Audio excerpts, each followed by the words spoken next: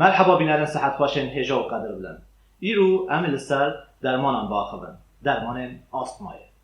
گلک نخوش هنه هنجارا نزارن درمان خواه چا بخون آن جی بشی خولینه.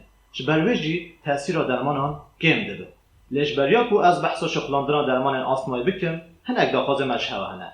جبو پیشگیری و پاراستناج نخوشیان که بیر نکن ببن آبونه قنالانه رخنه و شیروبین خواه جبو ما بنویسن. مش بریان هو در حق آستمایده ویدیو چکیر بود. هگه هنجا بخوازن درباره آستمایده آگاهی زیاده تر بزانن لجور لینک آوی در بکبه هنجا کاری سیریه بکن. شخلاندن درمان آستمایه هنکی جوان درمان دی جدا تره. و شخلاندن آوا نوک حبک، شروب، سپری آنج فتیلان راحته. از دوی ویدیوی ده بحثا 3-4 درمان آستمایه بکن.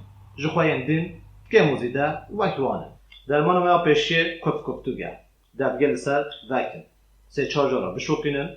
هگه جارا پیشیه هون بشخولینن. آنجی بازدروش سرابوری به او هوا نشخولاندی به کفتکا پیشیه بردنش دربه. نفس کور بدنش دربه حتی بشه هوارد به و باشه نفس کور بکشن و وقت هم بکشن پیل کفتکه بکن و حتی شهوته بکشن. نفس آخواه یا کم 10 ثانیه بگیرن و باشه نفس آخواه نرمال بدن و بستینن.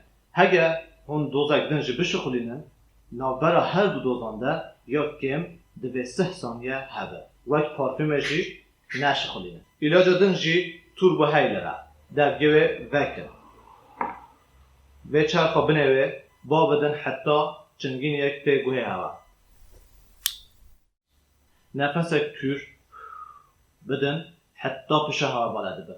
و باشه بکنده بخواده و نفس کور بکشن یا کم 10 ثانیه نفس خواه بگیرن و باشه نفس خواه نرمال بده. دشخولاندن آوه درمان دجی نوبرا هر دو دوزان دجی یا کم 2-3 ثانیه هبه. دوزاوه لسر بده دنویسه. هر جاره هونده کشن دوزه جه کم ده به. درمان اکدن جیامه نوبه اینهیلر کپسوله. درگه وکن با بدن و کپسوله بکن دیده.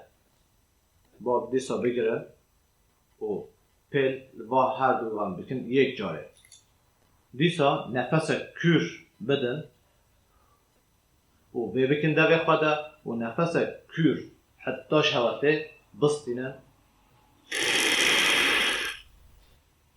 یا کم 10 ثانیه بسکنن و نفس آخواه نرمال بدن.